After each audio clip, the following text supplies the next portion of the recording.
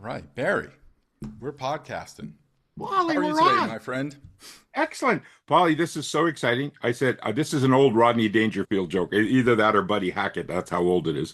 It says, I feel like a mosquito at a nudist colony. I'm so excited. I just don't know where to begin. That's great. That's great. Do we have Well, to edit well, that? I can tell you where we begin. This is welcome to Becoming Bestsellers. I'm Paul Reddick. That's Barry Spilchuk, the great Barry Spilchuk, and today we're going to talk about media, how to get your book into, now the modern day podcast, but still drive time radio, Sirius radio is big. Publications, influencers shared, all these different things, and still TV, right? Still a huge medium, even in this day and age. So I'm willing to start wherever you want to start, Barry. I've got a lot of ideas, but what are you thinking? Well, because again, guys, this is unscripted, so this is sort of unscripted reality. Paul, you said something in your opening remarks there about radio, and so one of the things that I prayed about before the meeting, I said, "What can we talk about?" And it was like, a dear friend of mine, Joel Roberts. He used to be one of the top DJs in Los Angeles, and Los Angeles is the number one radio market in the country. Why? Everybody's in their cars, right? Yeah. So he used, I'm pretty sure it was KABC or whatever it was. But Joel and I were presenting at a conference one day, and he said something that sort of stunned the whole audience. And he says, if you want to be a guest on my show and you have something that appeals to 50% of the world, I won't put you on. And he Wow. goes, yeah. And everybody did what you did. Wow. Why? He says, because I don't want 50% of the people turning out and tuning out. Yeah. It's like, no. He said, so for instance, and I'll use an example that I made up on my own. So let's say you're in your car and you're driving down and you've got something to say, and our next guest is going to talk about how the women are so under so much pressure in the holiday season. Guess what just happened? All the women Lost are all the tuning men. in and all the men are tuning out, like Yeah. literally. So next time, he was trained himself to say, and he also trained his guests. He said, hey, coming up after the break, we're going to be talking to, Sally Schwartz, and Sally's going to be talking about, what do we say under the pressure of the holiday season? And for you men listening out there, wouldn't it be cool if you knew how to support your wife through the holiday season? Yeah, that's Wouldn't it good. create a lot more harmony? And so all of a sudden, the men are tuning in too. So my advice to those watching us and listening to us is when you're pitching the media, you got to make sure you're going to pitch so that the entire market is going to tune in and you're not tuning anybody out, metaphorically and literally. Yeah, yeah, and also too, like, there's and now that there's ways, and as we get more kind of divided and segmented, there's definitely places where you're going to want to hit very specifics in their audience, Yes. and very specific demographics. But the one thing that I think is, if I were to talk about media, and I've throughout the years, less so in the last maybe few years, but more like a ton early on and a ton all through working our baseball business. But now I've kind of pulled back a little bit from that. But who knows? It's kind of ramping up again more in that type of business direction. But I think one of the things people don't understand is that media needs you and they want you. And so let's just say I decided I wanted to go back into the baseball world. Mm. I know there's probably 9 or 10 podcasts that their first slot I'd get. Mm. And I would get a slot yearly guaranteed, and maybe multiple times per year. Because what I've proven over time is I'll be a good guest. They'll get a good And hour out what of me. makes a good guest? It's got to be useful to the listener. Yeah. Right? And most times, especially, there are people who, and this was very true in the baseball world, baseball coaches. You can have baseball coaches who are really, really knowledgeable, but not very entertaining, not Right. very, you know what I mean? Like, and you've probably seen this with speakers too, right? Where people are really knowledgeable and maybe even have great credentials, but like the essence for me is always drawing power. You know, do you have drawing power? Do you have a unique perspective, point of view? Can you present it in a way that gets people to think, gets people engaged? And, you know, so if I were going to go back into the baseball business, there's tons of different, you know, things that that I could talk about and give an hour about, you know. Oh, for sure. And so that, but so we think about like, well, I'm going to try and get on this podcast, or I'm going to try and get on this. That there's producers and podcast hosts and editors and journal. They're looking for the next person. You know, they're looking for that, right? Oh, it's a common knowledge is that they're looking every day. They need fresh content, relevant content, and depending on the kind of show it is, they're looking for people who are going to stir things up, okay? Or they're going to have people on there who can either, I could say, stir or serve. They're going to serve the audience in a way that it's never been served before, okay? Well, and if that's good. Yeah. And when you're making your media pitches, I've learned this, and I learned it. And more importantly, not only did I learn it, I did it. You know, you invite the media to be a part of the story. If there's any possible way that you can know what the producer's buttons are, you know, and you could solve a problem for that producer, the hosts don't know who's coming on. It's the producer who decides. It's, hey, who's up next? Oh, some guy dressed in a hospital gown. Yeah, okay, cool. Yeah, we'll put him up there. Because I used to go, when I was promoting the cancer dance, and again, I know some of us are watching, but some, you know, the cancer dance, the front of the book, I'm dressed in a open-backed hospital gown with holding an IV bowl, crossing the busiest street in Toronto. And there's no bookstore in the world that can keep that once it goes on the shelf. Yeah, right? And they have to put a black line over the back. Yeah, they've actually had to move it into a different section just to to keep set. Exactly. So even though I would go on radio, apparently I have a face for radio, which has been proven over and over again. I was a good radio guest, but I would show up at the radio stations in the hospital gown, holding the IV pole with my IV bag dripping down, and invariably they would always say, Barry, you know we're on radio, right? And I go, yeah, I know we're on radio. Yeah, and they go, okay, fine. So, and the host would come on and say, ladies and gentlemen, in the studio today is the author of The Cancer Dance, Barry Spilchuk. Barry's book, you know, he's standing in an open back hospital gown with an IV pole in the middle of Toronto. He's in the studio dressed like that. I didn't even have to You know what? You were scantily clad. Oh, I like that. We're good. Yeah, you were scantily clad. Yeah. Maybe we should change the name of our podcast to Scantily Clad. I mean, just how many times in your life is someone going to describe, you know? Yeah. What? Yeah, radio host is describing what I'm wearing. You know, and he has the black man panties on today. So it was cool. So, and again, I did it on purpose, and never did I have to bring it up. The host would always bring it up. Barry's in the hospital gown sitting across the desk from me. You know, it's like, yes, thank you very much. This is so cool.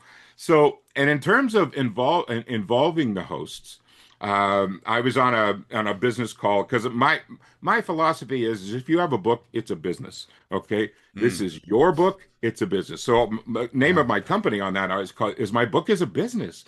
Okay, how do we treat it like a business? And so when you have it as a business in mind, there's two ways I want to go here. So the first way is I'll go with treat it as a business when you can pitch it to the producers and say, okay, this is how we're going to involve the hosts. So, because they don't want just a host, you know, two talking heads and you sitting on the couch and going, oh, yeah, this is cool. So, for instance, I was leading a call the other day, and this lady was asking, how do I get more publicity? And I told her, I said, what's your subject? Oh, well, she would like self-esteem at Christmas and all this kind of stuff. And if you buy this, it's this. But we have a free bonus talking about holiday boundaries. And I went, whoa, stop right there. You know, I said, you're going to get all this stuff, but you're going to get a free bonus. I said, I invite you, I implore you to right now pull that out and send that to every media outlet in the United States right now. Yeah. Holiday boundaries? And she went, why? And I said, oh my God, everybody's going to be sitting around the Christmas table or the Hanukkah table or whatever holiday table. And they're going to be asking questions. Do I bring up politics? Do I bring up why she's never had a baby? Do I? And at least 20% of the people there, they don't want there. Exactly. Or we'll hope we'll get sick and not be able to come. Paul, I remember being on a call with you a couple of weeks ago saying you're one of the most you admitted that you're one of the most perfect holiday guests because you could sit there even though you're opinionated and you have strong opinions, you Not could sit there. there for 4 days or a week and say, "Oh, that's nice. Oh, tell me Nothing. more about Yes. that. You're Yes. interesting. Oh, look at Is you. I'm that so right? proud of you." Is that right? Wow. Exactly. Wow. Yeah. Really? So this lady, I encouraged her to do it and she got stage fright. So, and I said, that's okay, sweetie. You'll get them Yeah. next holiday because there's lots of holidays. So, guess what I see? Literally 2 mornings ago in Toronto, I'm watching the morning news, and there's this nice lady on there, different lady than I was talking to, and the entire segment was devoted to holiday boundaries. And what she invited the two co-hosts, the male and all the shows have a male and a female co-host now, Yep. said, "You guys tell me what are the issues that you guys are handling or dealing with over the holidays, and I'll tell you how to handle them." So both hosts just like their eyes got wide and said, "Okay, my issue is, my uncle always comes up, and this is a 35-year-old woman. My uncle always comes up. When are you gonna get married?" And that's like, and so the author handled the question, and the next question was to the male host, "Hey, are you guys ever going to have kids?" And he said, and so she tells them how to handle it because those are invasive, even though they think they're conversational questions, they're kind of invasive questions. Yeah. So if you're an author, what you do is you provide the questions to the producer ahead of time. Hey, this is what we could talk about. This is the buttons that we could push, and these are the pains that I can solve in the interview. And so if the producer, all they have, you want the producer's job to be, oh, do I want this guy? Do I want this lady? Do I? No, make it easy for them to say yes. Oh my God, they've given a list of 10 questions. They've given a list of how the host can, if you could get the host to stand up and walk around, oh, that's even going to be better. I can't wait till I re-release the Cancer Dance because I've got a whole thing where I get, two or three people involved and they're surrounding me and I feel like I'm being beaten up because I went through accident, bankruptcy, cancer, divorce all at the same time. And people say, I got called by the Inspector General of the State Police, Ontario Provincial Police. Could you please come and talk? Canadian though. Yeah, I know. It's Yeah. So Canadian. yeah, it's our product. Our problems are 30% Nothing less. really to worry about. Yeah. Yeah. You might get We don't a have, stiff talking to. we don't have guns. We have, loaded muffins and donuts and donut holes. Yeah, he comes with a cup of coffee. I just thought maybe, I stopped. I got you one. Yeah. Sit down or I'll give you a bad look, and then I'll apologize to do it, for you doing it. But, these state police, they're under a tremendous amount of scrutiny all the time. And now that everybody's got a camera, not only are they a police officer, they have to be an actor. They have to. So they said, Barry, can you come in and talk to us? So I involved, 5 people from the audience and they were surrounding me. And I plan on doing that when we get on the show. So I can't wait till I do that pitch when I re-release the Cancer Dance, because when I had the second cancer, it brought up a whole new different set of things because I had to do a GoFundMe.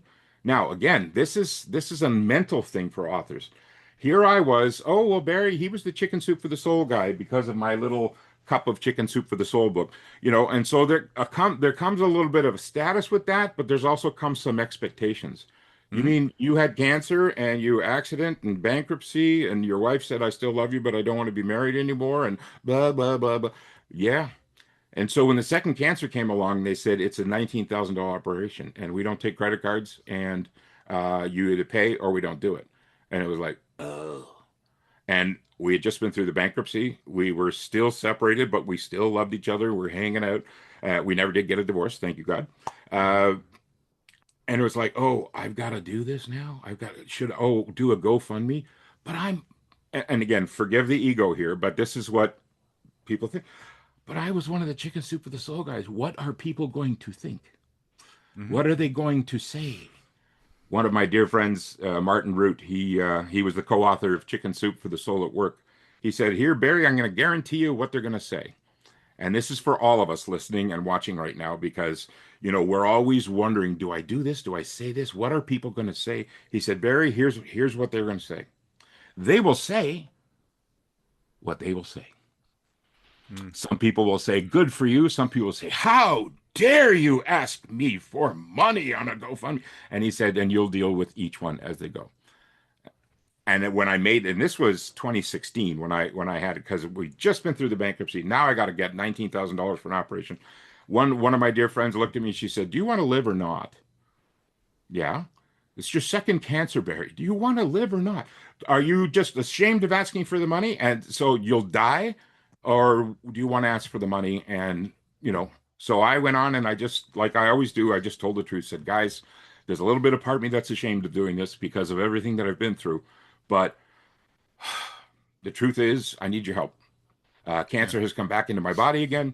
And if you can help, whether it be $20 or $50, whatever you can do. Long story short, in 12 days, we raised the $19,000. Yeah. And it Terrific. was like, and I sent a thank you card to everybody and everything like that.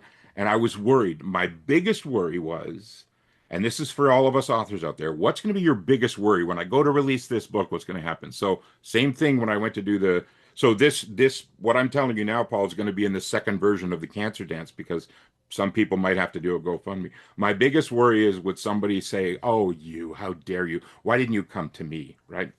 And it was advanced prostate cancer. No one said that except one of my best friends.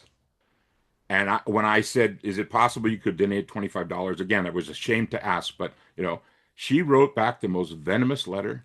"I am a naturopathic healer. How come you didn't come to me? How dare you ask for $25?" Meanwhile, I had lent her and her husband, $500 once. And it's like, and so everything that I was afraid of came back at me.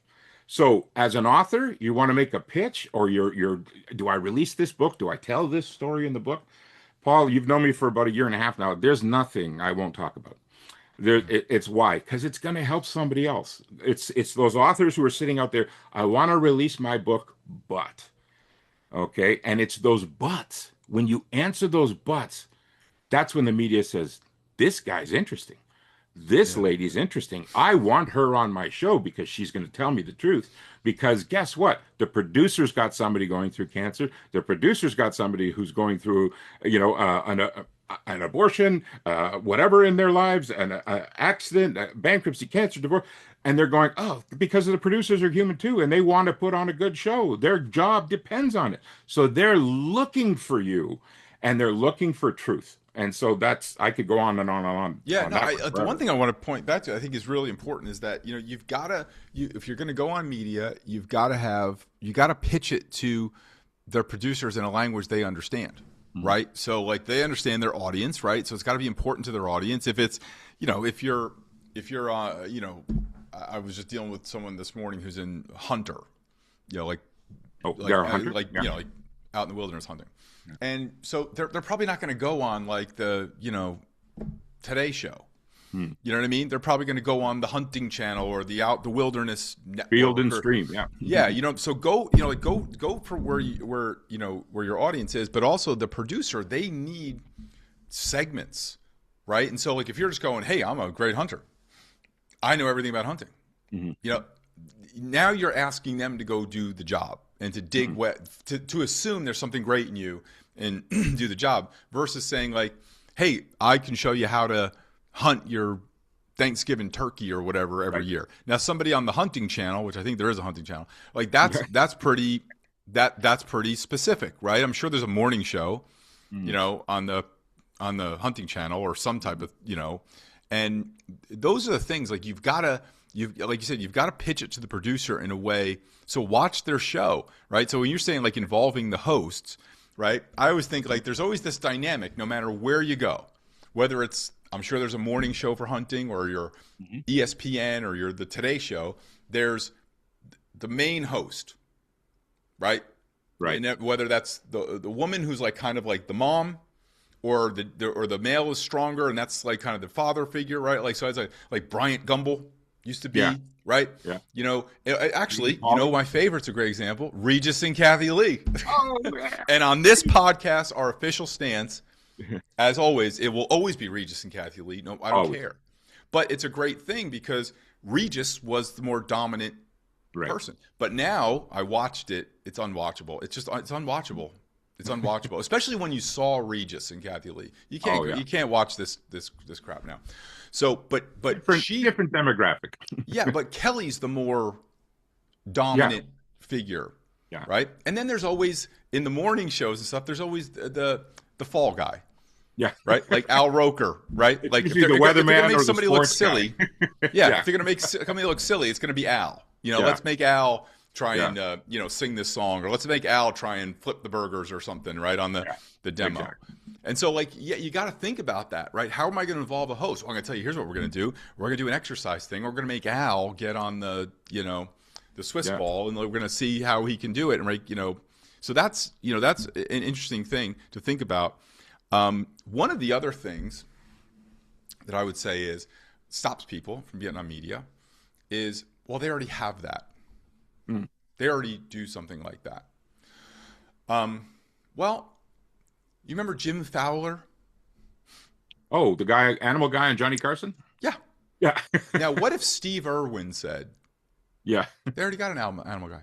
Yeah. So Jim Fowler was the gold standard, Yeah. right, for years. And he'd bring on some tame animals. Steve Irwin comes along with just different, like a lightning bolt, and he's bringing in Crocodiles. things that can actually do some damage. Yeah. Right?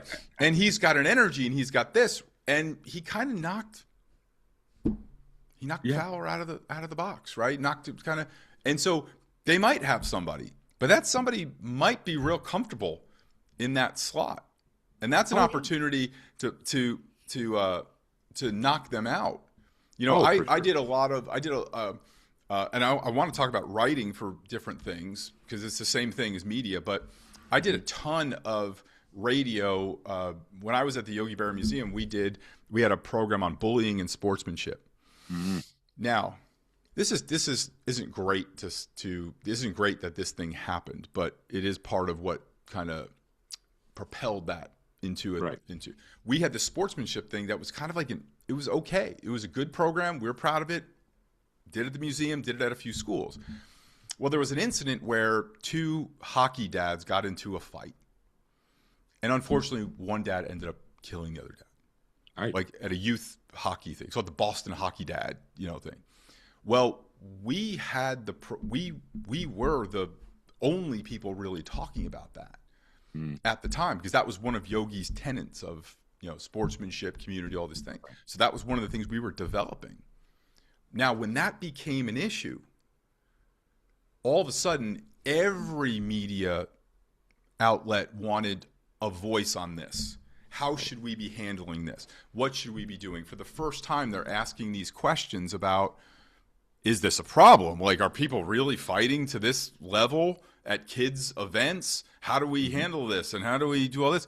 We actually, in partnership with St. Barnabas Hospital, we had one of the first, if not the first, like sportsmanship codes of conduct that would be signed. They don't really do anything. I mean, it's just kind of, everybody signs it, but whatever, But I mean, that spread throughout, the country, and so that was like a thing where all of a sudden we were positioned in the moment when an event happened, and so that's you're also so like they need people in these positions, right? So they may have an expert that talks about kids, right, and parenting. But all of a sudden, kids and parenting, it shifted a little into this subtopic that all of a sudden we were positioned. I always joke, like, the day before COVID kind of broke out, I'll bet you the guys sitting doing the hand sanitizer business were like, this is the most boring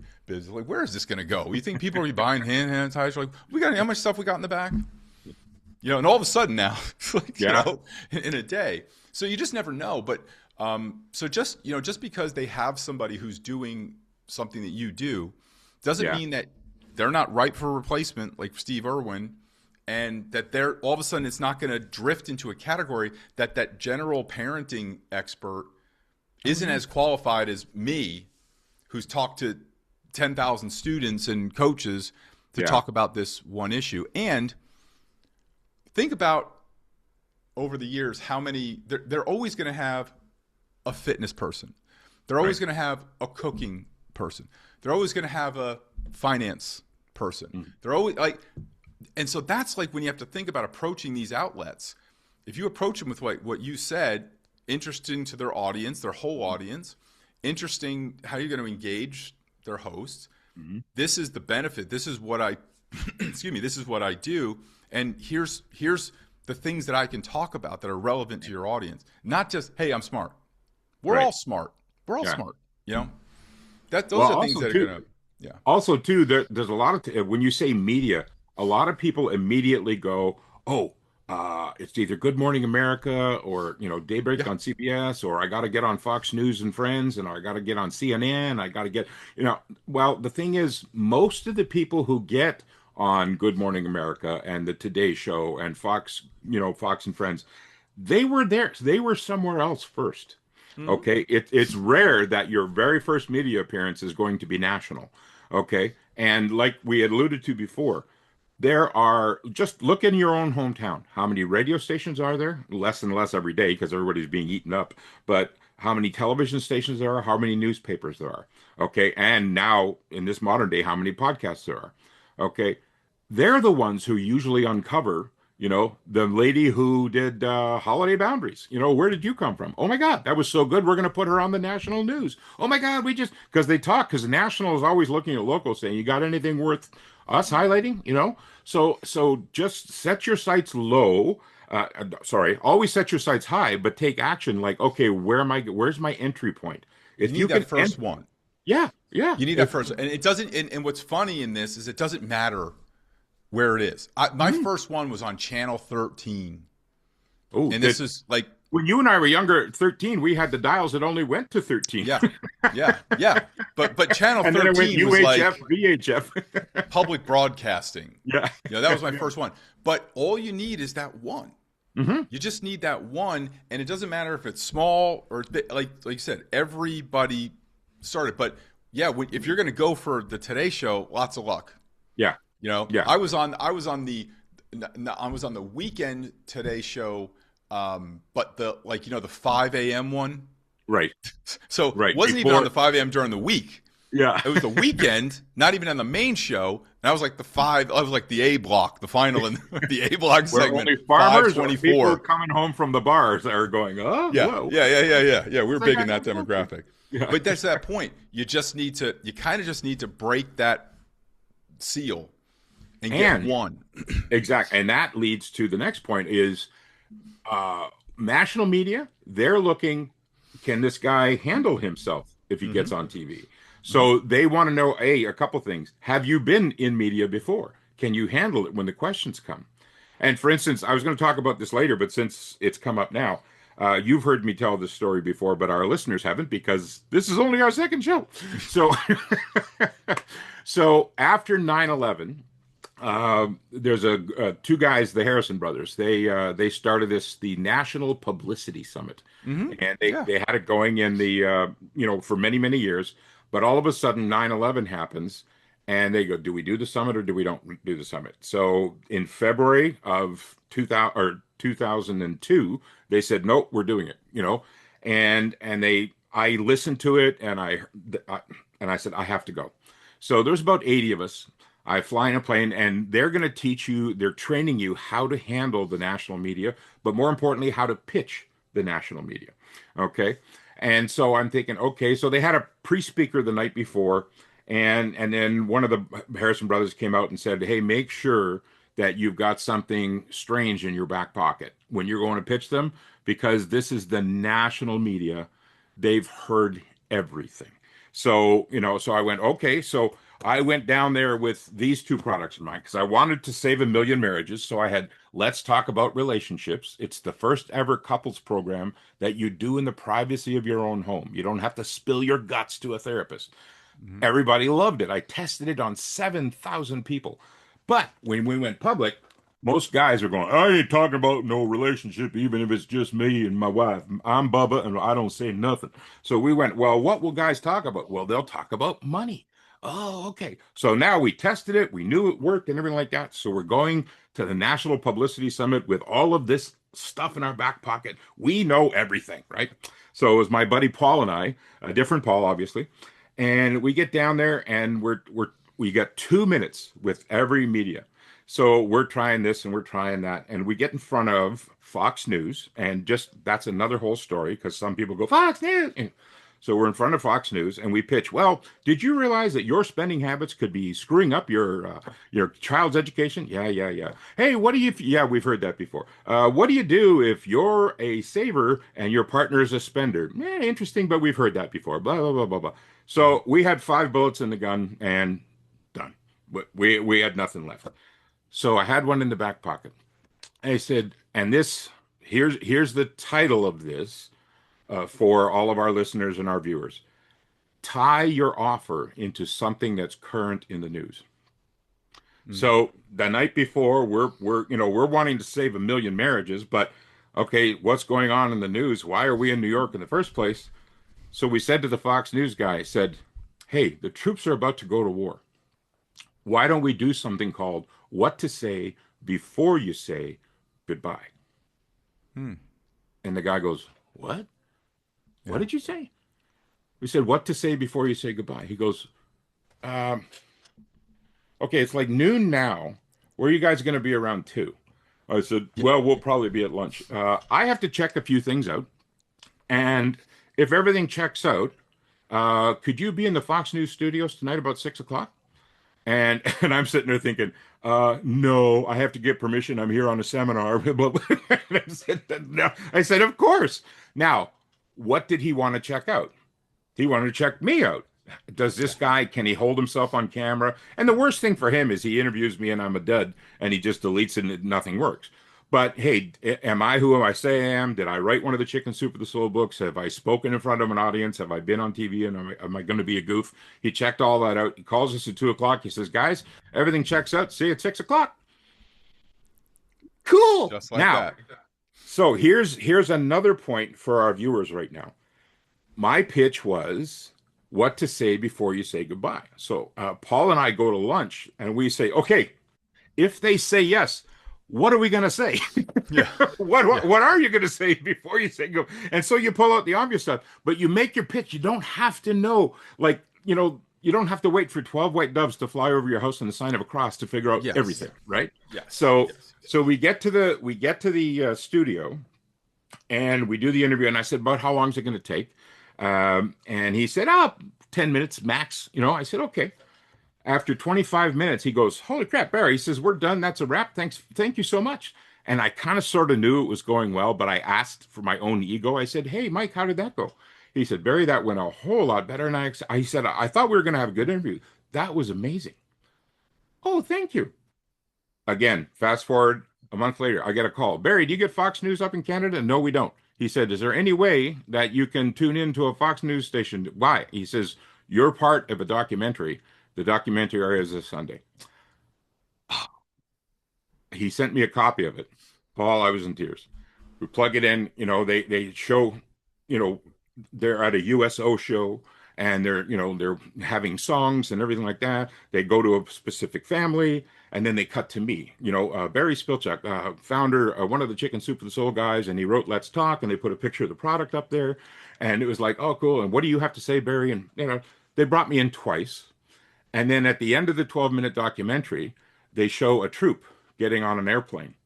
And she's waving goodbye, and her husband's, just holding the baby, and they're waving goodbye. And shocked me to my core. They did a voiceover. And the voiceover said, if there's one thing that I could say to these troops and their families, it would be, thank you. It was my voice. Fade to black. It was so well received. They did it at the Best of Fox at the end of the month because it was like they did such a good job, and it was like, oh my God. So, ladies, gentlemen, if you're watching here, you have no idea what you're capable of when you're standing up there making your pitch. Have those people in your back pocket. It has nothing to do with you. Nothing. Okay. Yeah. You are just the middle person, middleman, middle woman. You're the middle person. You're the conduit between the problem that they need solved and the media who needs somebody to solve it because they need somebody interesting on the air. I'm sure you've experienced that too, Paul. Yeah. And there's the one point I want to make that I think we probably glossed over and assumed is that you're going on to sell your book. Yeah. Like we're going using this media to sell your book. And the reason why I want to come back to it is because what you said, that, like you don't have to go on and sell your book. Let the hosts do that. They're going to do better than you have. Remember, if you go on with any host or any podcaster, that host or that podcaster has pitched 100 books. You're going on there pitching your book. Just you go on and be great. Just be great. They're going to say, hey, pick up the book here, go to your website, or where can they find you? They're going to tee you up, and that's what they're there to do. If they don't help people sell books to appear, they're not going to get, because you usually don't get paid anything to appear, So, I mean, and also what I would say is on to your example is whatever you have planned in your mind of how it's going to go, forget it. Just that's not the way it's gonna. You're gonna come on and make these perfect points that you've rehearsed, and and they're gonna love you, and this and that. Just forget it. That's not how it's gonna go. Right? It's gonna go the way you said. Yeah.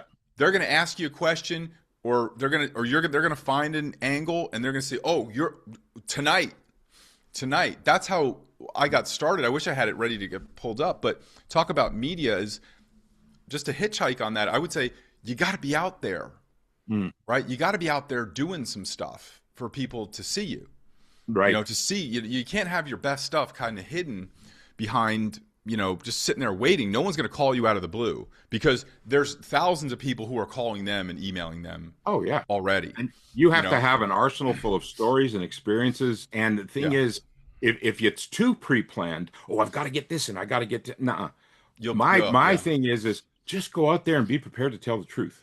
It's so I got invited, and this is another tip for all of our viewers and listeners, is be prepared to adapt the title of your book or the title of the topic. Like when I did the Chicken Soup for the Soul book, I'd start getting invited to economic development board meetings, because I used to be a Chamber of Commerce president. Wow, that's So they said, hey, that sounds thrilling. Yeah, I know. I said, hey, so the Canadian Economic Developers Association invites me, and I said, why don't we title it Chicken Soup for the Economic Development Soul? And they went, okay. So because the book was hot and topical at the time. So what I did was I used my business background and my Chamber of Commerce background and said, do you realize how many trees that we used, Canadian forest trees, to print all these Chicken Soup for the Soul books? Do you realize that this man had a tiny little plant? Now he expanded it. He put $100,000 addition on the plant. And they go, so you're talking in money. And then I went and did Chicken Soup for the Psychiatric Soul. Not the book, but the talk. So all of a sudden I get invited to the Philippines. And, could you do a talk, Chicken Soup for the Filipino Soul? Sure, no problem. Because we changed it to that, and no, it has to be a cup of chicken soup for the soul. No, could you do a talk on Good Morning Asia called Chicken Soup for the Filipino Soul? Sure. So we go on, and the hostess, she's so perfectly made up and everything, and she go, Mr. Spilchuk, you tell me, what is a chicken soup for the soul? And I tell her, and she goes, oh, that sounds very nice. You got the story for me? And so I tell her this story, and I decided, am I going to tell a funny story, or am I going to tell? No, I'm going to tell a story that just fills your heart, right? So I tell her the story, and she starts crying. Her makeup starts leaving, and she looks at, we go to commercial now, and she looks at me and says, I'm not supposed to cry on the air. So we come back, and she says, Barry, now that we're back, you got another story for us? So again, you have to have, it's like you've got a quiver of arrows. You have to have, don't have the same arrow. What happens if we have a heavy moment? What happens if we need a lighter moment?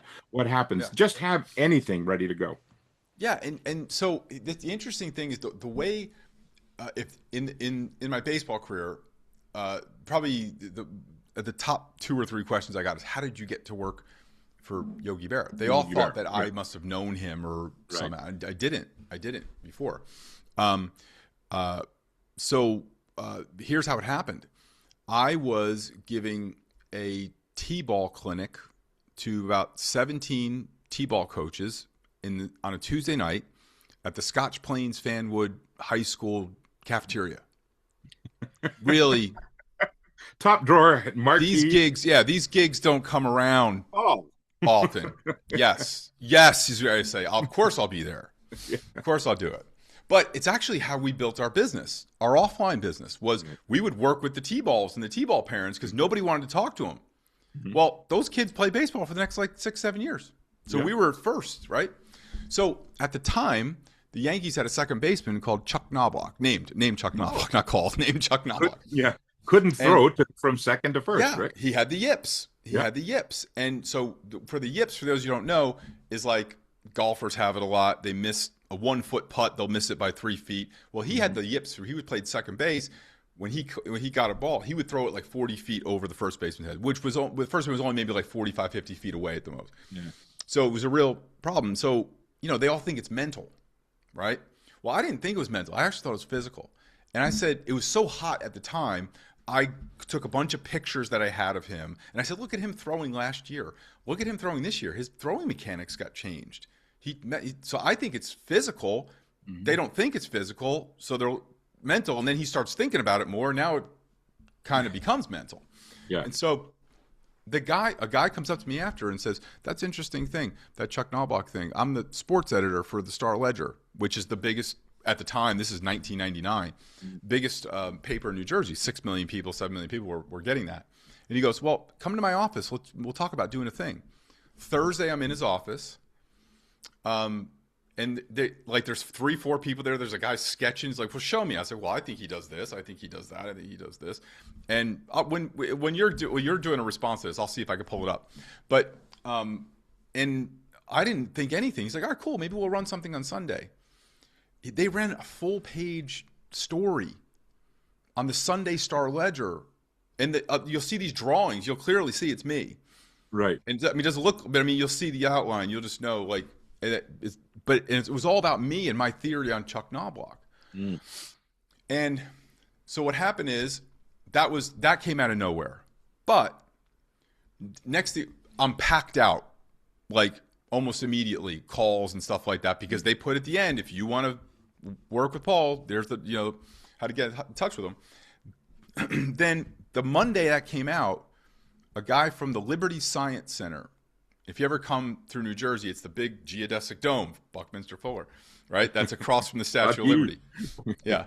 And think, we're doing this thing like science and baseball next week. Would you like to come be a presenter? Yeah. I show up and I present. There's this woman watching my presentation. It was all kids. This one woman's watching.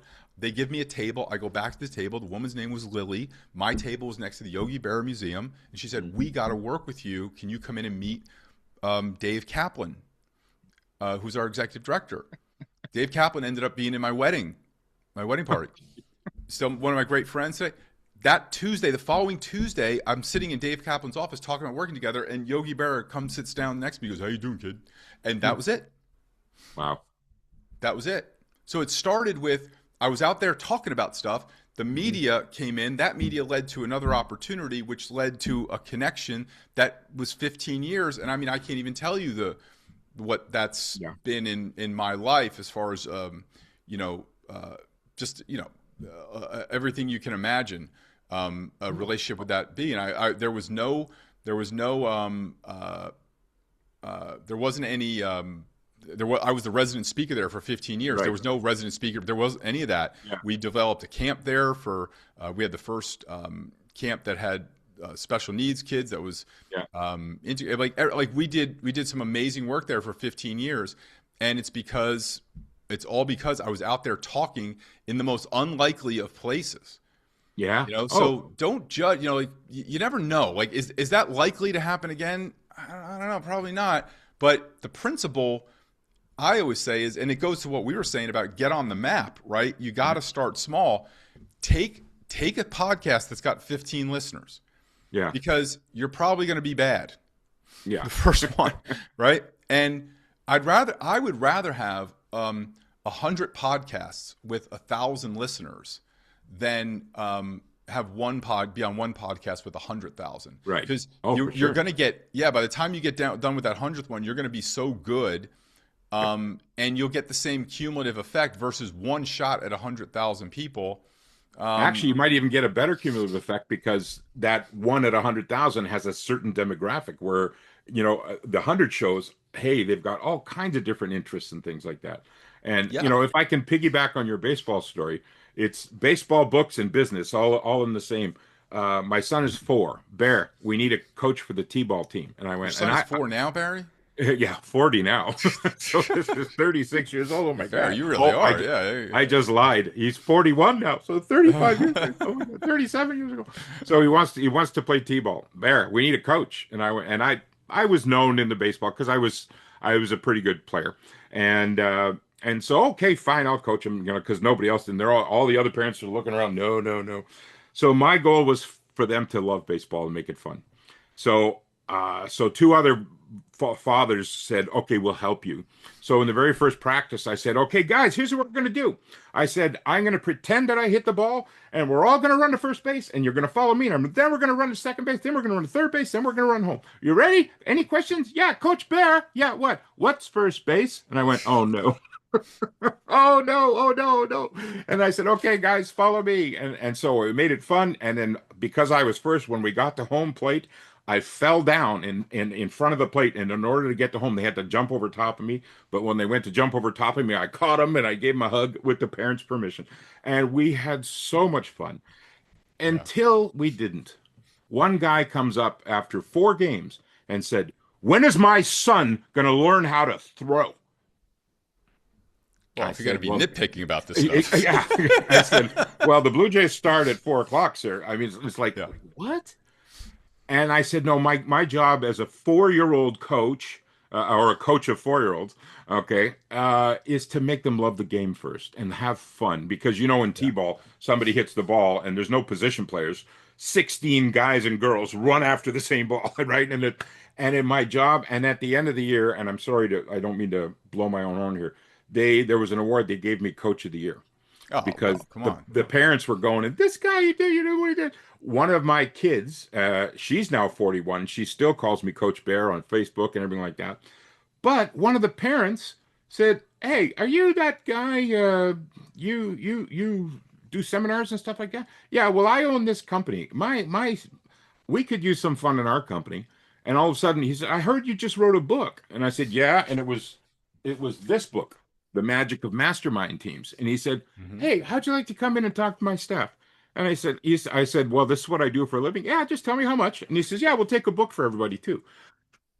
Sure. It's Well, like, yeah, what? so that's interesting. So, Yeah. in talking about media, how they buy books, and this might have been maybe a, a, a continuation of last week too, is that uh, I've sold, I don't know the percentage, but I've sold a lot of books in bulk.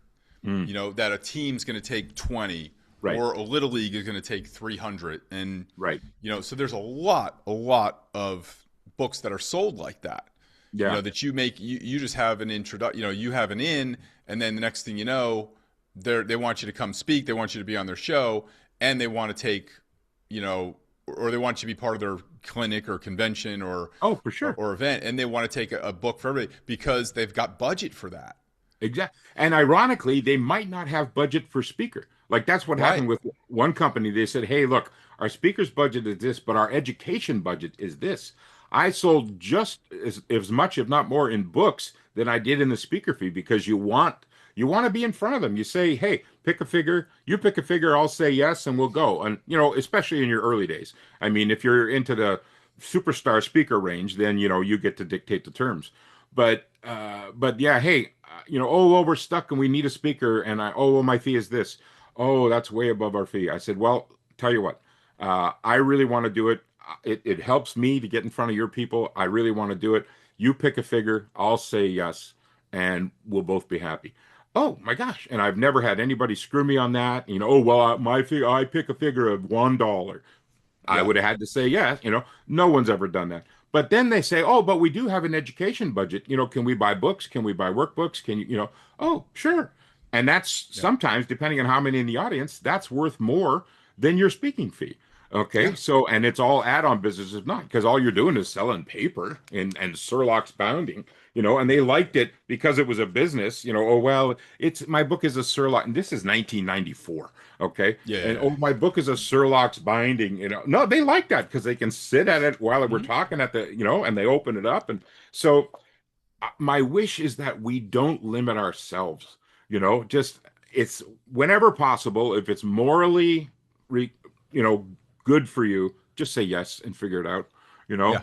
Yep. To either media opportunities, coaching opportunities, book opportunities. Look at you said yes to speaking in front of T-ball, and then you're working with Yogi Yeah. Berra.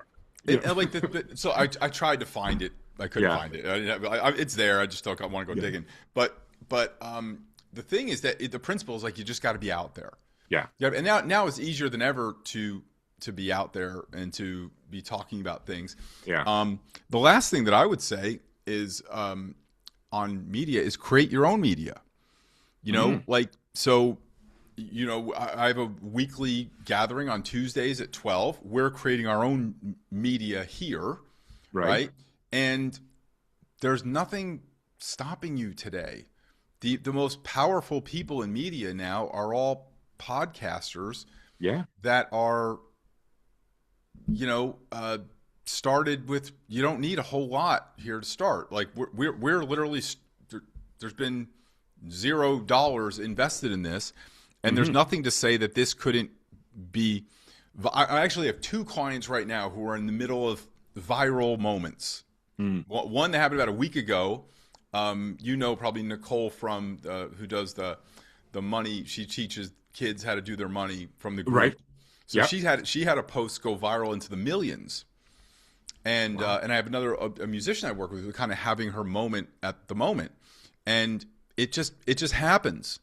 And so there's nothing stopping that from happening, Mm, and for both, it's had a significant impact on their careers in different ways, but a significant impact. So create your own media. hmm. And, a great way, if you want to get on other people's podcasts or get on other people's shows, have them on your show. Yeah, If exactly. we want, we can have guests here, and that's a great way to start small. And especially for podcasters, which I think is such a great medium, they all remember what it was like to start out. You Hmm. know, I don't know how many, but I've never said no to somebody that said, I want you to be the first guest on my podcast. Right. There's been a bunch, and some of them That's go an honor. nowhere.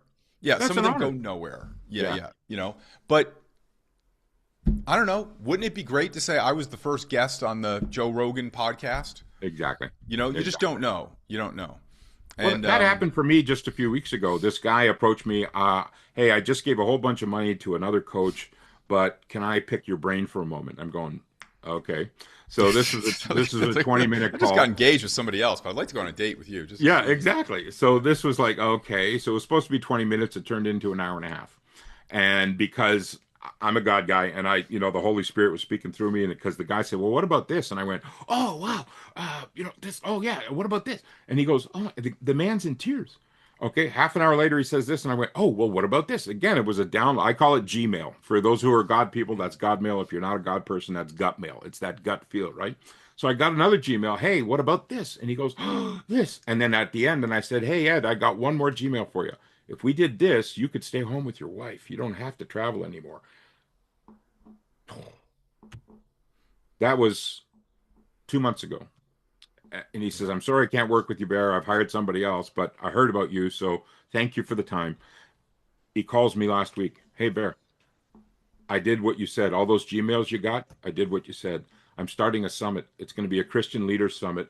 And he said, when I got the word out to some of my friends, because he used to work in Detroit in the car business and all this kind of, when I put the word out to some of my friends, they said, Ed, you just go and host your podcast and you host your summit. He said, this guy in Texas, he says, y'all, we are the biggest food supplier in Texas. I'm going to make sure everybody in America hears about what you're doing, Ed.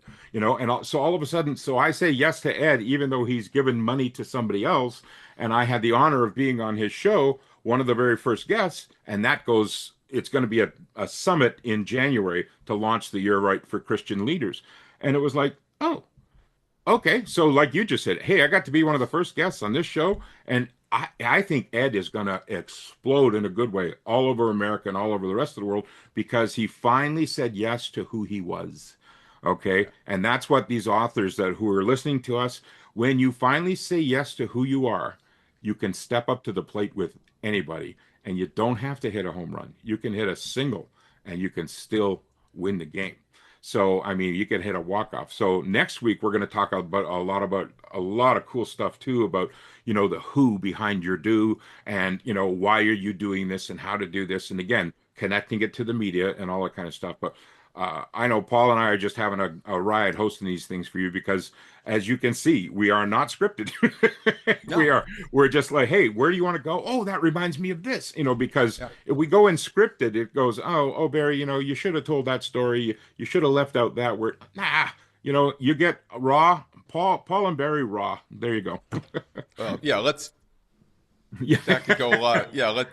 Yeah, there's me in it, the hospital gown again. It depends. It depends. That there's No, I'm not in Depends yet. No. no. So I had a guy. There's been maybe like 5 or 6 times I've been recognized because of in baseball, like Right. away from it. And a guy comes. I'm in the supermarket, and like the kids are grabbing like M&M. I'm trying to leave that alone, right? Stop. And a guy comes behind me. He goes, "Are you him?" And I went, "No, whoa. That depends." Are you the MasterCard police? Yeah, that depends, man. That depends. Like, So all good, Barry. So next week we'll be back. Great episode, Barry. And that's it. That's the end of our podcast. Thanks, Carl. Hey guys, be proud of your book and just be willing to do whatever it takes because the message was given to you to share with the world. Absolutely. Thanks, guys.